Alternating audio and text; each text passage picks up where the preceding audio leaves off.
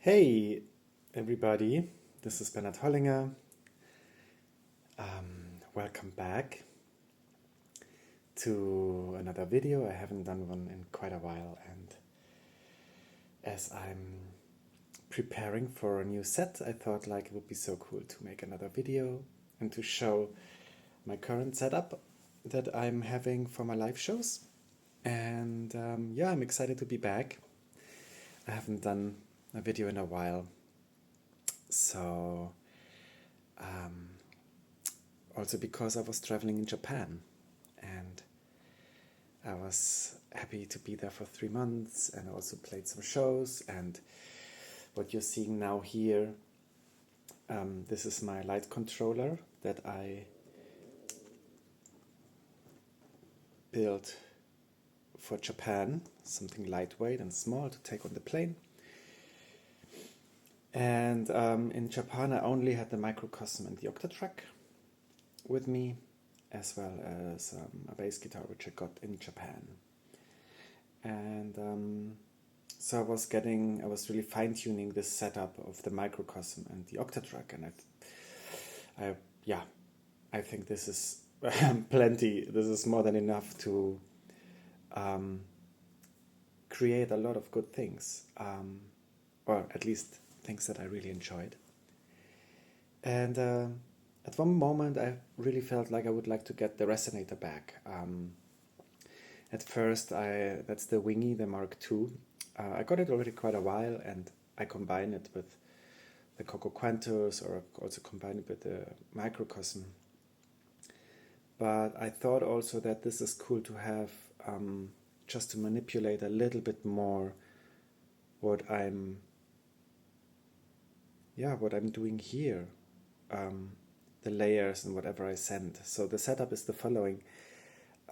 As you see, what's happening here? My CD input. I see. So basically, all my inputs and outputs are occupied, as you can see, and also the MIDI out. The MIDI out goes to the light bulbs to control the notes on off. The light bulb controller is microphoned and is coming back into the B input. The A input goes to my bass guitar, and I have a Q out, and basically I'm queuing some channels and send them out, different volumes. And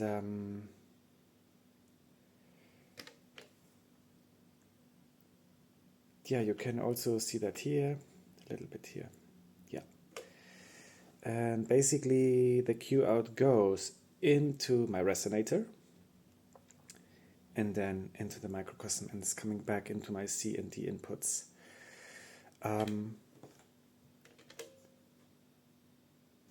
let's see.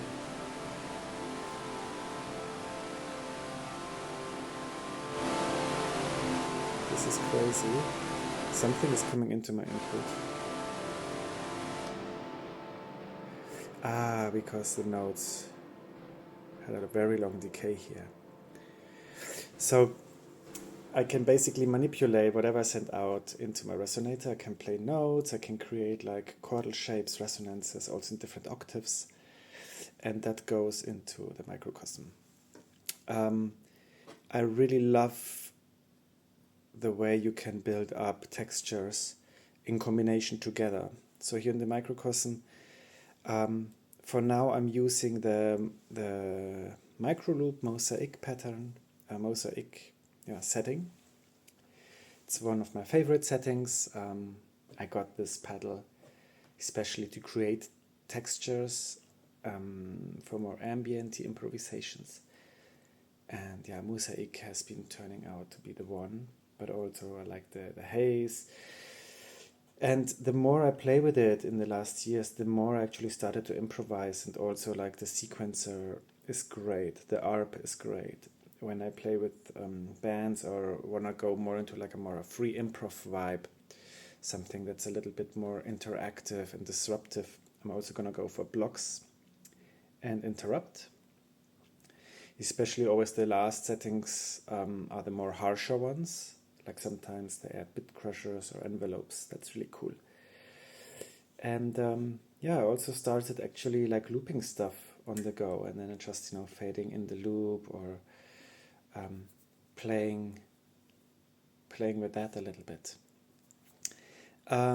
But let's get started. I want to show you a couple of elements that I'm using in my setup, and also how I'm gonna approach the new live set that I'm preparing now for my concert at 90mm in Berlin.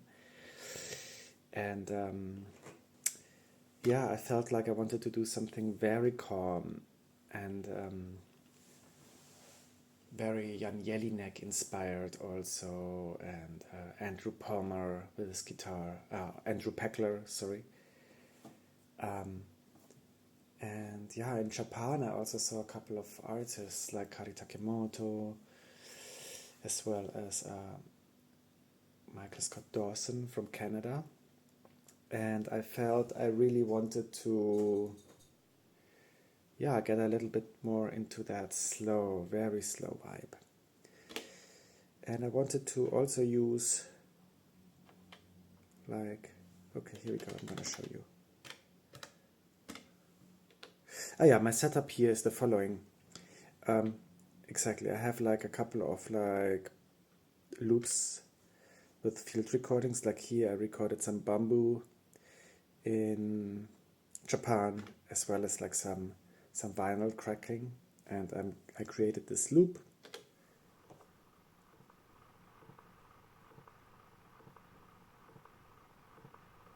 Basically it's just like exactly that. That's it. And together with the crackling or with the bamboo.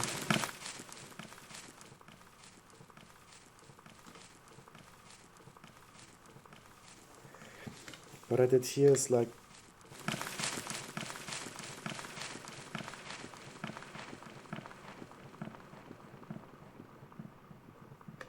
that's really cool. Did you see? Did you hear that? I connected an LFO to the delay send as well as to the filter width. So it's always like coming in and out organically. And this is nice for ambient to give it even a bit more movement. And yeah, I like that quite a lot. So this is my rhythm. And then what I did do, I sent this vinyl crackling out. And this is something that I find super, yeah, that I just enjoy doing, to send something, to cue something out that is a more like noisy layer, because then it means like you can really play the resonator, and it has all the frequencies there rather than it's just being a note or something like that. So let's bring the resonator in without just like dry. So I'm gonna put the mix down. Wow, why is this so noisy?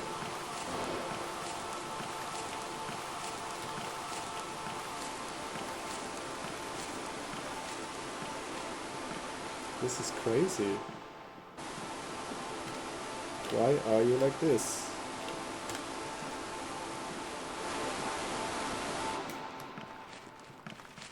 This is a lot. Let me see what's going on here.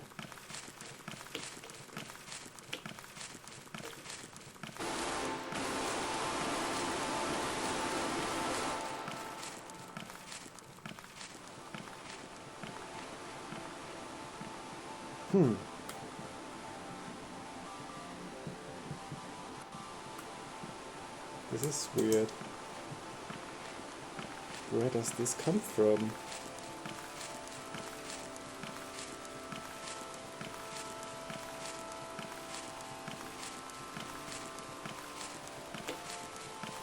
Nothing is being sent out. Sorry guys, something was weird with my resonator. What's going on? So let's see now.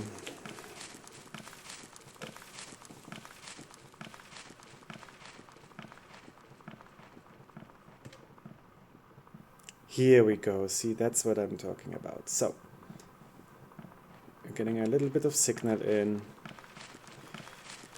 and I'm gonna isolate that. I'm just gonna send this out.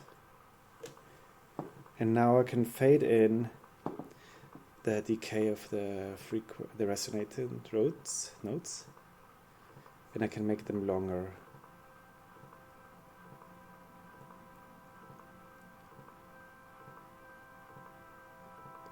Very long.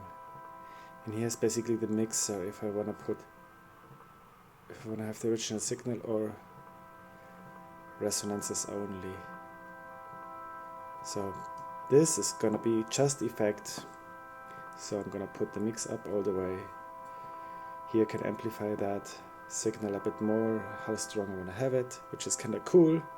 But I also can do this with holding Q and then just adjusting the signal of the Q out. What I really like about it is that you can choose like the octaves you wanna have resonated, and most of the time I split them up into two. Like I'm choosing the middle one and the low one just to get a bit more like grounding textures here. And we're gonna be in a C major scale. I'm gonna also play here with the voicings. I wanna have this minor second, and here I wanna have like the second on the top. So it's almost like a D minor chord and a C, or like an F major 7. But now you feel like they are bouncing onto each other, which I really like. Together with the rhythm, it's cool when we take the rhythm out.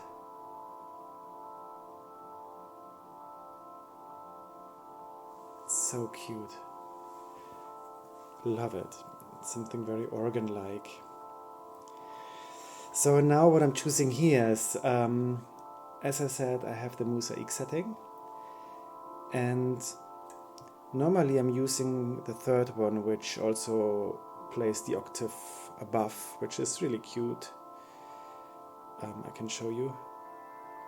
Here, so it's like a very airy, churchy.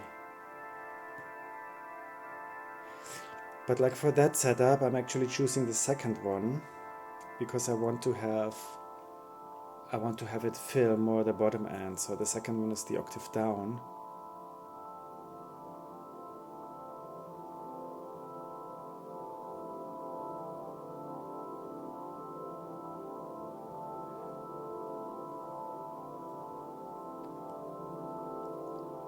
Yeah. I love it. And then here you can play with like how long the decay is of the notes, if it's just to do.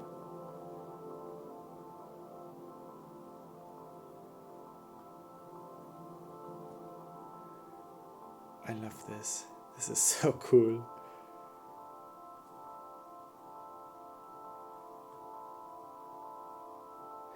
And here I like that setting a lot. You can also choose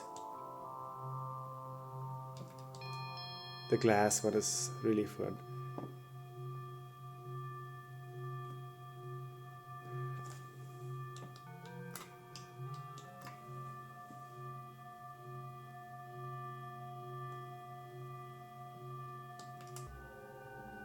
Oh, that one is also really nice.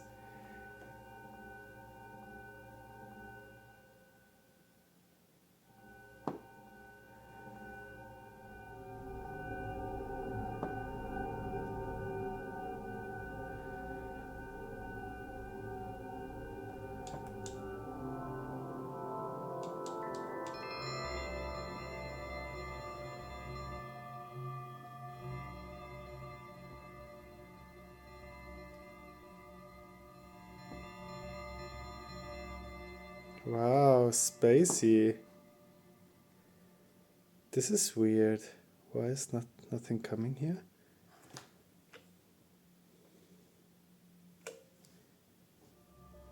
Ah, here we go. Needed more juice.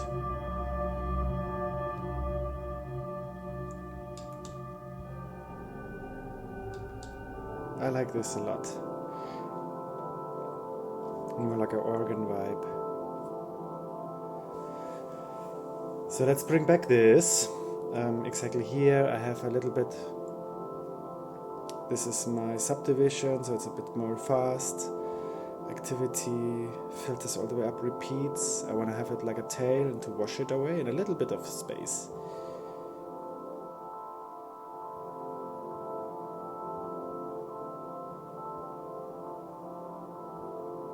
Yeah, I want it to be like a very organic texture.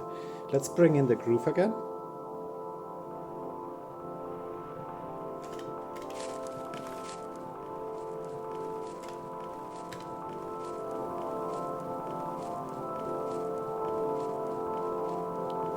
Yeah, this is wonderful. This is really beautiful. So now, let's see what else I got. This is my MIDI arpeggiator, which goes into my light bulb controller. You don't see the lights, but you will hear the clicking of the relays, which means that I trigger a light bulb. And basically,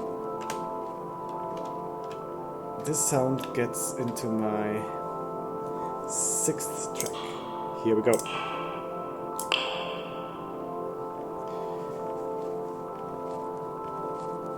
And I already prepared it yesterday, so I fine-tuned also like the length and the speed of the arpeggiator, that it's like not too much, you know, the lights, but enough to be giving even more texture and almost like playing like a very generative abstract melody rhythm. And I filtered it, I add some reverb, and what I really like doing in the last time already is like I love to put LFOs to the mix and the time, but also like the balance, like where it comes, and the filters, so it's always like a little bit different, has different qualities, and also sometimes like what you could hear here, the space of the reverb changes in a note and making this is so cool. I love it so much. Here we can fine tune it a bit more.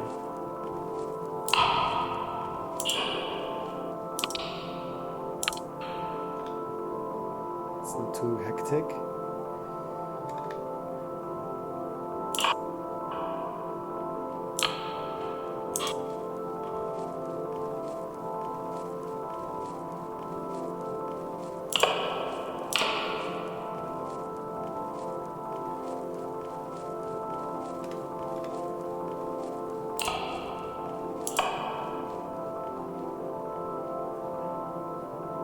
Here frequency more like gritty, not too high. If it's too high, it's like too tss, which is also cool, but like, yeah, I want it to be a bit more in the texture of the whole sound. So,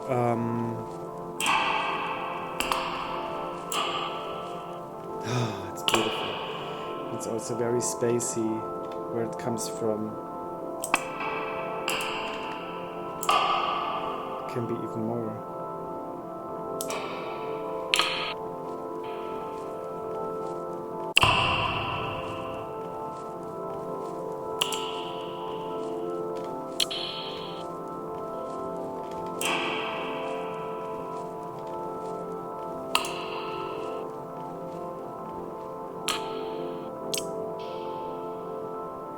So as soon as the reverb comes in, it goes stereo. So the balancing is only, you can only hear it when it's like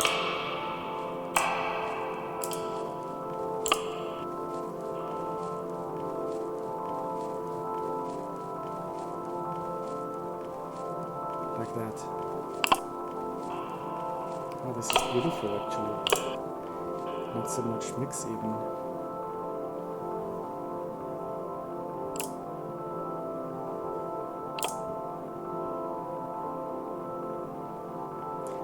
So, but now here comes my most favorite part. Track 7 for me is like a resampling track, and I really like to do that. If I want to have another layer that's somehow responding to what's going on and picking sounds when it's going on, and also playing it back differently, or like with like the track triggers. Oh,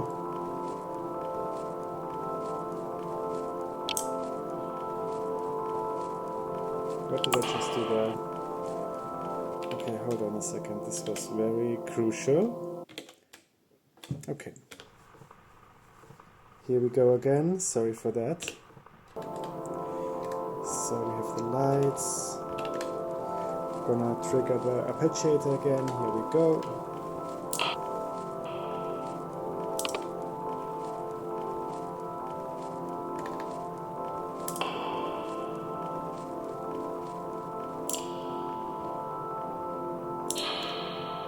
It's beautiful. So I'm gonna have this resample track here.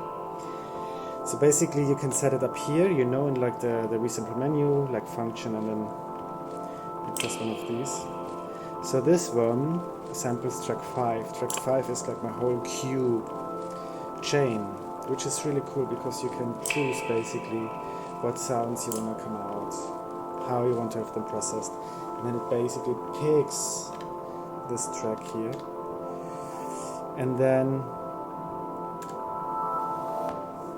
those are my recording triggers, and here are my playback triggers. And as you saw earlier, 4%, 6%, 4%, 4%, and then here I have the ones when you function and you press them, they get green. So it's basically just for your parameter tricks. And you can basically, what I did is I put like some pitch change there.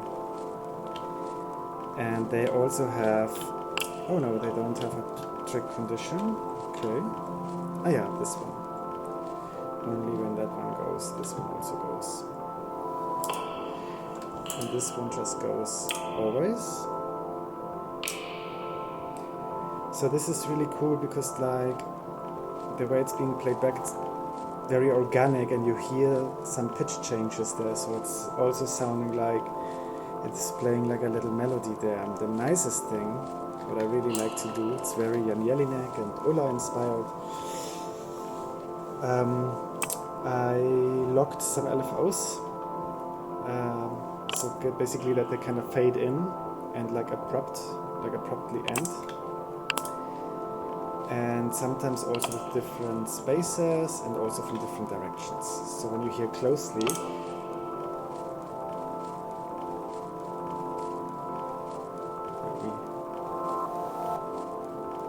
did you hear that? Cool. I love it. Woo! Master track is just gain and like a delay sound that I'm not using the delay.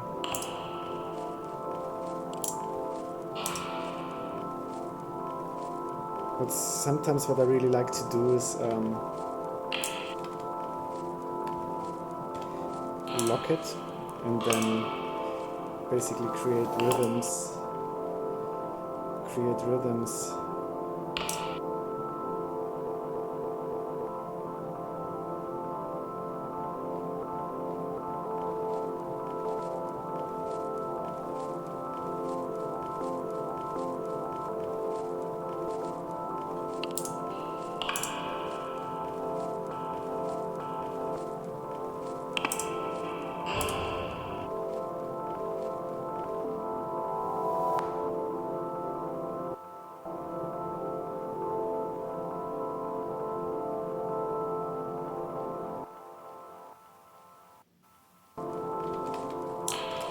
This is funny. And we have to do it like this.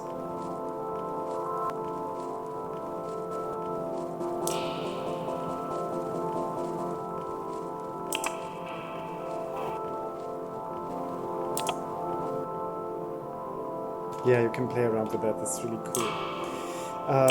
But that's not what I wanted to show you. I wanted to show you the coolest thing of it all. So now I created this whole system here, which is really cute. I like it. I can also cue the light bulbs, and they play also the resonator.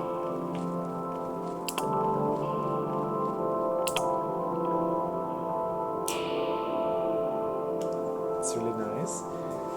And now the coolest thing of it all is basically that I have my bass guitar here and I can play on top of it.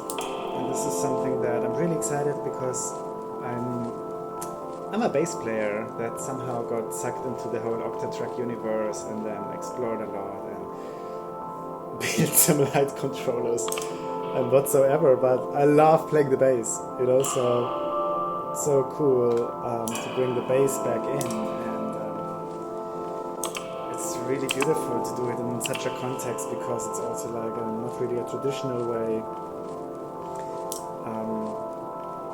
And I like that. I like to explore, you know, like now what sounds can I add, what sounds how can I use my bass? And sometimes I bow the bass, sometimes I play with like different tools. But on here I just feel like, so we activate track 3, that's the bass guitar, C, A, all the way up, so it's the same volume like it comes in. I have a filter, I have a reverb that I put up a little bit, and I just like to play some flageolets.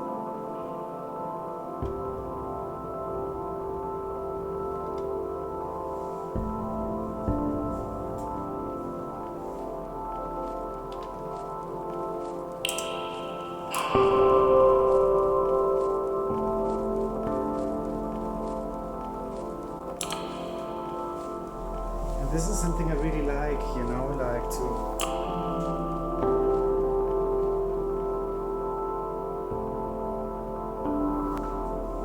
and now what I can do here is I can loop it, you know.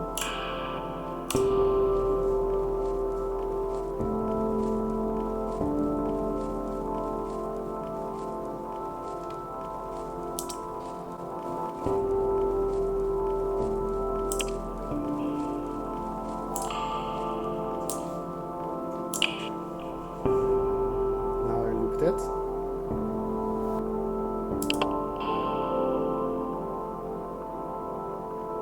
Beautiful.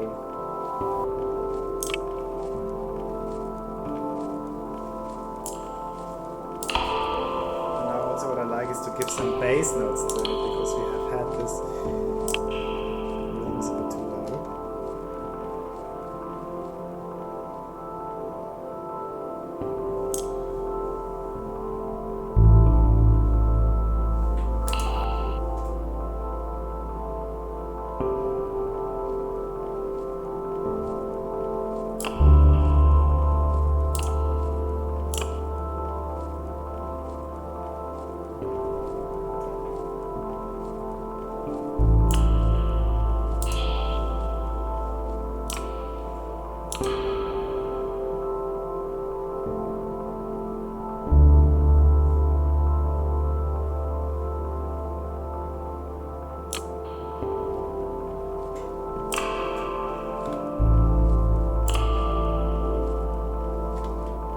Can do here.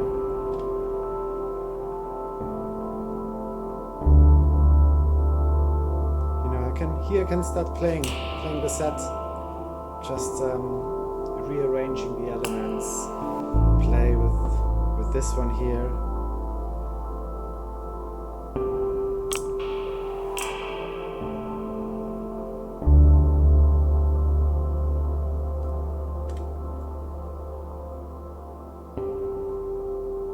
I was also wondering what happens, you know, if we redirect that to maybe track 3, to the bass, or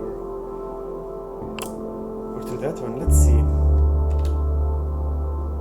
Might be too loud then. Just going down.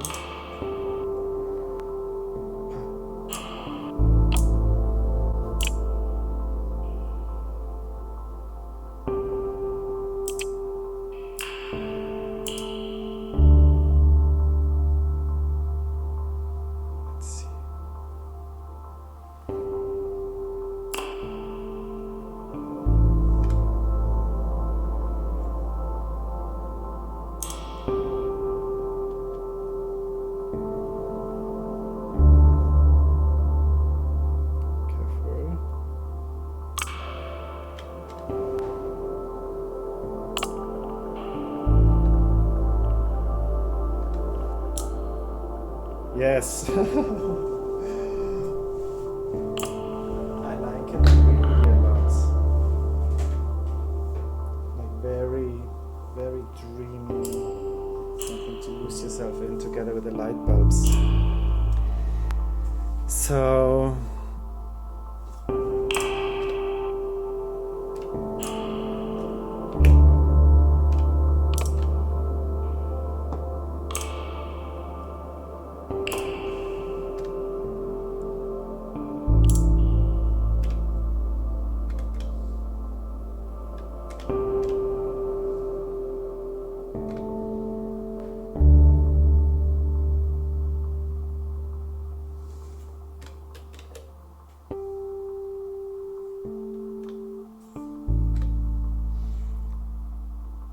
and we bring it all the way out. Yes. Cute. So yeah, this was my little video tutorial, behind the scenes rehearsal video for my new set. I hope you found it interesting. If so, tell all your friends. Follow me, leave a comment. I would really appreciate it. You can also check out some of my other videos that I have on my channel where I'm using and playing it on a bigger stage. Also, I uploaded a video from Taiwan where I performed, and I really like that. And also, I did release an album as a band leader, composer, bass player, and it just came out like a month ago via Boomslang Records. And it's on all the platforms, Spotify, Apple Music, Bandcamp. And yeah, if you're curious, please check it out, listen to it, and buy it. And yeah, see you next time. Bye-bye.